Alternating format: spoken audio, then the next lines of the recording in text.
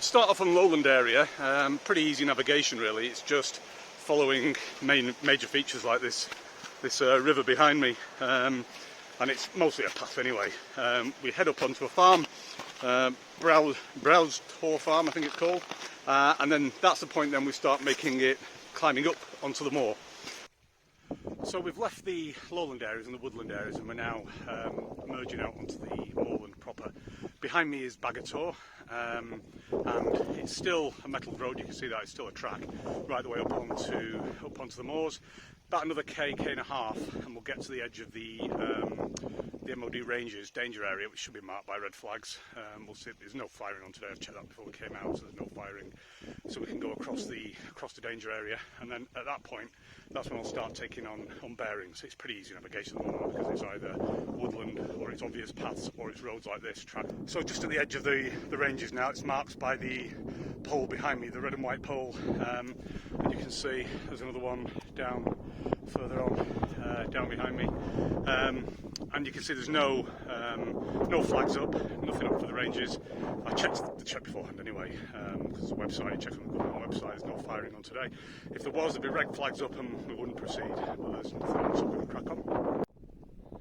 So we're going to walk alongside this wall until it finishes, and you can see about 200-300 metres up there, 200 metres, the wall comes to an end, and then we're completely out up on the open moor, and we're going to head up onto the moors then completely. So at that point, that's when we will take a bearing from the edge of that wall, because I'll know where I am, and then we can take it to the next reference point.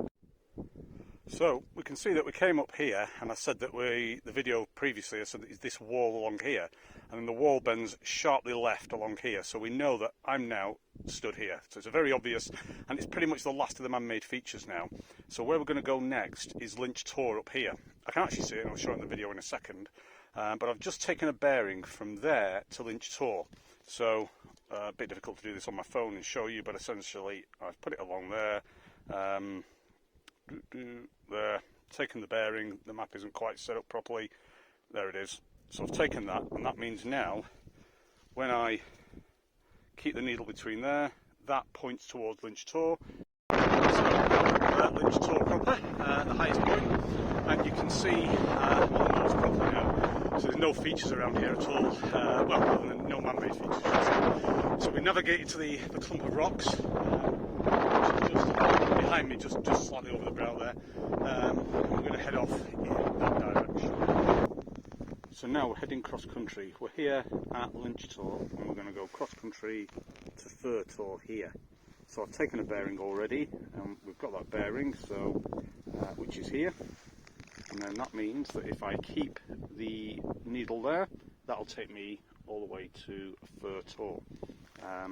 Taking the bearing, it's too difficult to show you on this, but you know, it's I'm not going to bother on this one. But that's basically what we're going to be doing. And then from Fur Tor, we're going to head down into this re-entrant here, and then we're in this very sharp gorge all the way back to the car here.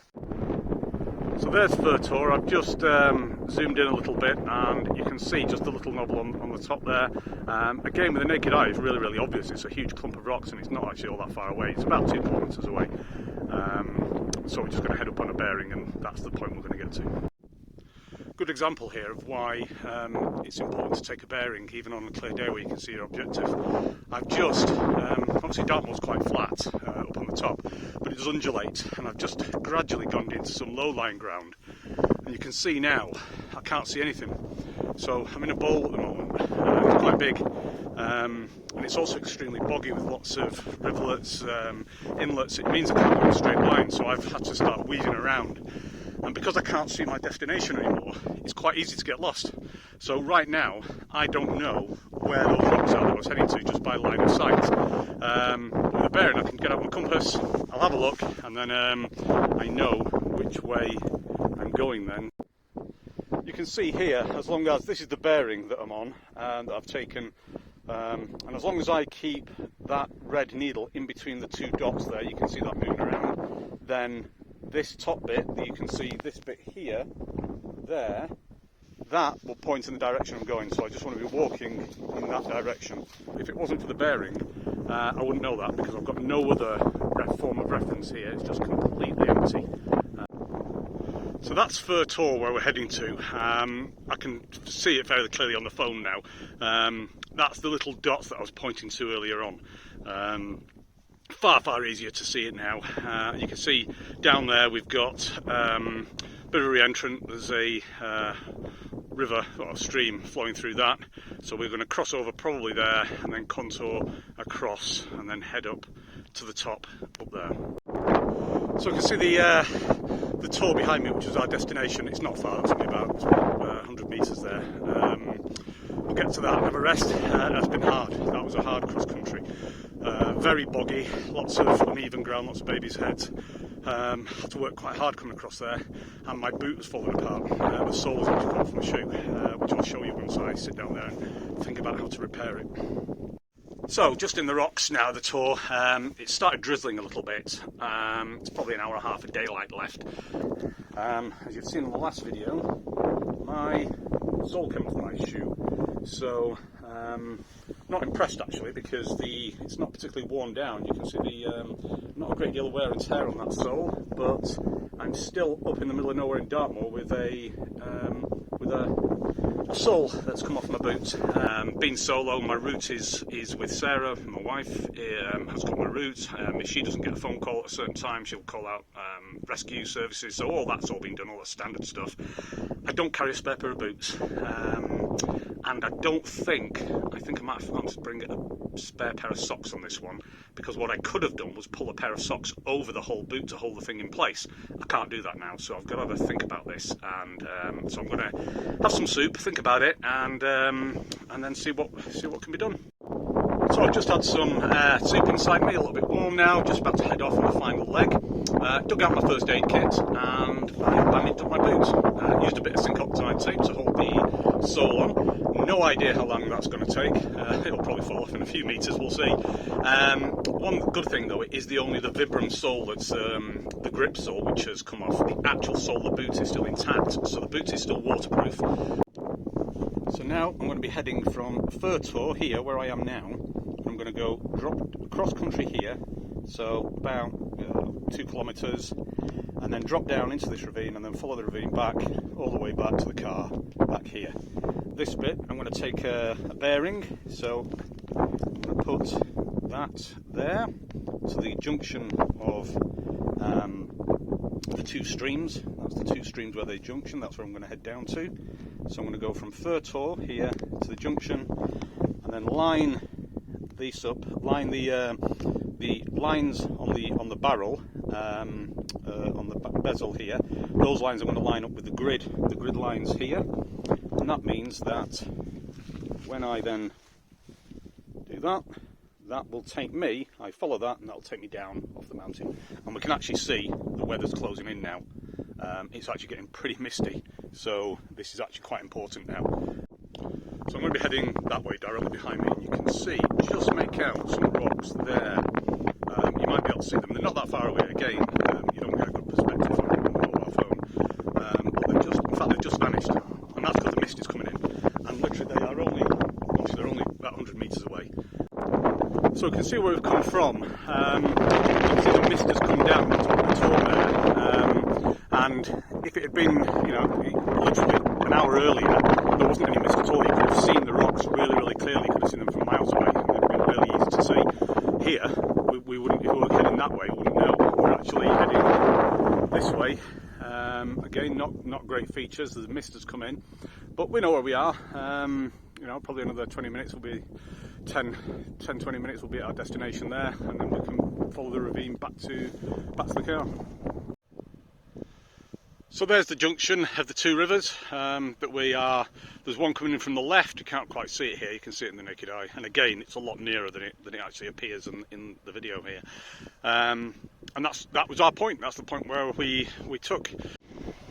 So we're here at the junction almost. It's just another 50 metres up there or so. Along here somewhere on the map, it details we've got to cross this river, and that looks pretty deep. But on the map, it says there's a ford, a sandy ford. So we're going to walk up here, try and find the ford, and then wade across. So far, the boots seem to have held up. It's coming apart now. You can see it's coming apart. I don't know what I'm going to do when that falls off. And it probably will once I've gone across here.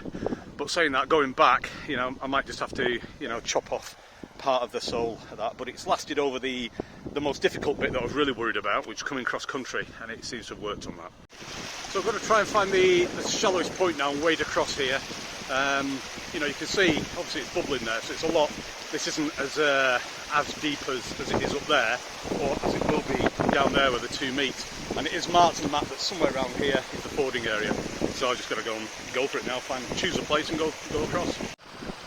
So made it across. Dry feet as well, so it wasn't too bad. I went across there. However, we did lose quite a bit of my repair, so I've chopped that up, set it back down. Hopefully that'll last another little bit longer. So the next waymark that we're going to go to is another river junction, but I'm not taking a bearing for that, and the reason being is I'm now in this ravine and I'm just next to the river the whole way, so there's no need to, and it meanders with the river. It's very, very clear. The sides are quite steep. I'm not going to be going up on the moors, so I'm just going to follow the river to the next junction, and then I can follow the route there. And that's... So unfortunately the repair died, so I'm going to have to cut this off now. I think that's the best thing to do, because here, oh god, that is the sole. Sorry, that's the sole, and as long as that stays on, I've still got protection on my feet. It's if this comes off, I'm going to have real problems. So I carry a Leatherman when I'm out here, and you know, this has got a pair of scissors on it and quite a sharp knife, and I'll use that to cut down the boot. So I'm cutting the boot now with the scissors on my Leatherman. It's going through it quite well. We'll see how that goes. So there we have it. I've cut it down right the way down to the instep here. So there's the remnant. There's the sole that's flapping around. So that bit is still solid. It just hasn't got any traction on it. So I've got to be careful on my footing. It's just as long as this doesn't come off. That's the bit that I'm really concerned about now. So we'll see how that goes. So now at the junction of the two rivers, which was our next checkpoint, and there wasn't any need to do map reading or anything. You just simply followed the ravine round and followed the river. It was pretty straightforward. It's quite bright on here. I think the phone is compensating, but actually in reality it's getting quite dark. I can see the dark is coming in now. It's misty, it's overcast, and dusk is beginning to settle in, so it's probably going to be dark when I finish the walk. But again, I haven't got any more rivers to cross, I don't think, which is fine. I've just got to find somewhere to do this. I just accept the fact I'm going to have a wet foot for the next day and a half now.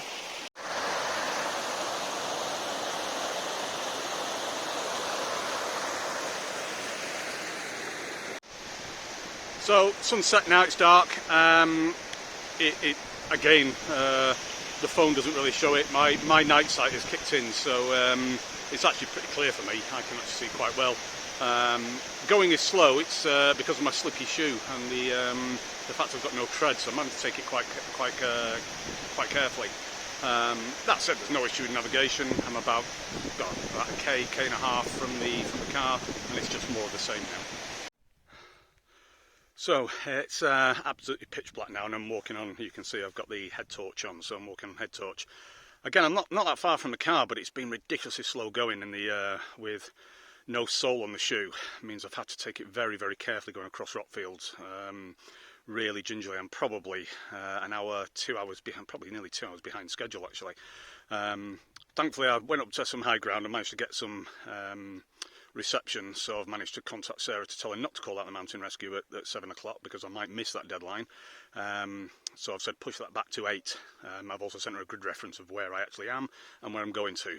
So yeah, I'm pretty knackered actually. It's taken out not having a sole on the boot. Yeah, it's quite hard work.